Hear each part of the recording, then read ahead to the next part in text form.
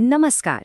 आज हम एक ऐसे नंबर के रहस्य को सुलझाने वाले हैं जो देखने में तो बिल्कुल आम सा लगता है, लेकिन हमारे दिमाग और यहाँ तक कि गणित की दुनिया में भी इसकी एक बहुत ही खास जगह है। तो चलिए एक छोटे से सवाल के साथ शुरू करते हैं। 1 से 100 के बीच कोई भी एक रैंडम नंबर अपने मन में सोच लीजिए। कोई भी। सोच लिया? ठीक है, उसे याद रखिएगा। अब दिलचस्प बात यह है कि जब यही सवाल बहुत सारे लोगों से पूछा गया तो एक जवाब बार बार सामने आया, और वो भी इतनी बार कि सब हैरान रह गए। जी हाँ, बार बार और बार बार। ऐसा लग रहा था मानो लोगों के दिमाग में ये नंबर पहले से ही कहीं बैठा हुआ हो। हमें भी उतनी ही हैरानी हुई जितनी इंटरव्यू करने वालों को हुई होगी। तो भाई आखिर चल क्या रहा है? इस 37 नंबर में ऐसा क्या है जो सब इसी को चुन रहे हैं? तो चलिए इन सुनी सुनाई बातों से आगे बढ़ते हैं और देखते हैं कि असली डेटा क्या कहता है। क्या ये महज एक इत्तिफाक है या इसके पीछे कोई गहरी मनोवैज्ञानिक सच्चाई छुपी है?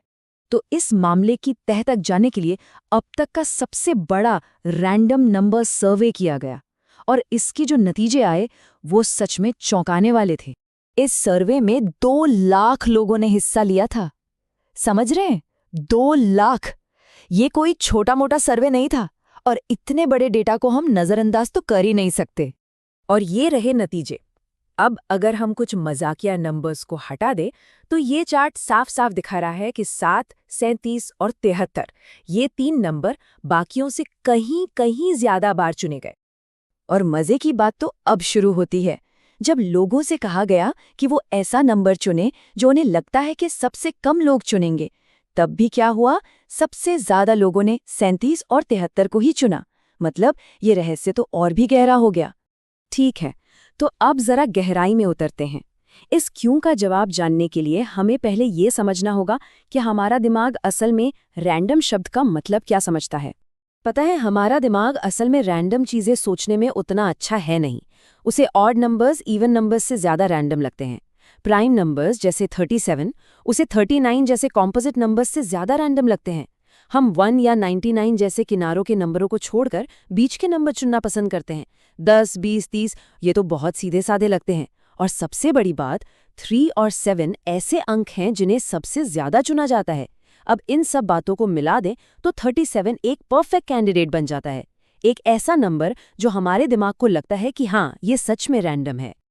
अच्छा, तो ये तो हुई दिमाग की बात, पर कहानी यहीं खत्म नहीं होती। 37 के खास होने के पीछे एक गहरा गणित का राज भी है, और यहीं पर गणित किसी जादू जैसा लगने लगता है।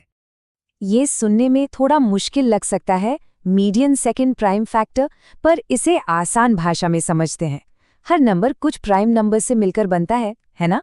हम बस उन बनाने वाले प्राइम नंबर्स में से दूसरे सबसे छोटे वाले की बात कर रहे हैं। और ये देखिए कि ये कैसे काम करता है। सोचिए, हम अनंत तक के सभी नंबर्स लेते हैं, उनके प्राइम फैक्टर्स निकालते हैं और फिर हर नंबर के दूसरे सबसे छोटे प्राइम फैक्टर को एक तरफ रख देते हैं। अब इन सभी दूसरे प्राइम फैक्टर्स की लंबी लाइन का जो मीडियन होगा, यानी जो बिल्कुल बीच का बैलेंसिंग पॉइंट होगा, वो नंबर है 37। मतलब ये सिर्फ हमारे दिमाग की उपज नहीं है, ये तो गणित के ताने बाने में बुना हुआ है। अब चलिए 37 की इस कहानी को गणित की किताबों से निकालकर हमारी असल जिंदगी में लाते हैं। आपको जानकर हैरानी होगी कि ये नंबर हमें कुछ सबसे बड़े फैसले लेने में भी मदद कर सकता है। इसे सेक्रेटरी प्रॉब्लम कहा जाता है। ये उस तरह के सिचुएशन के बारे में है जब हमें कई ऑप्शंस में से सबसे अच्छा चुनना होता है, लेकिन एक बार किसी को रिजेक्ट कर दिया तो वापस नहीं जा सकते। जैसे नौकरी ढूंढना, घर किराए पर लेना या यहाँ तक कि डेटिंग। तो ऐसी सिचुएशन में सबसे सही रणनीति क्या है? गणित कहता है, अपने सामने आए पहले 37% विकल्पों को सिर्फ देखिए, परखिए और उन्हें जाने दीजिए।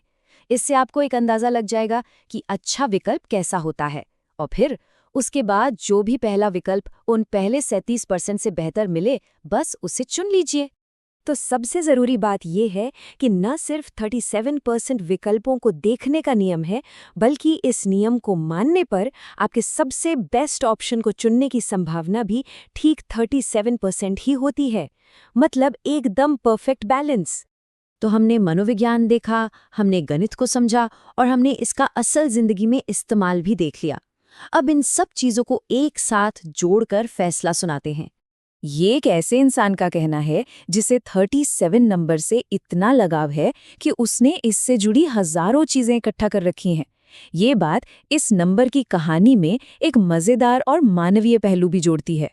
तो आखिर 37 ही क्यों? इसके 3 मजबूत स्तंभ हैं।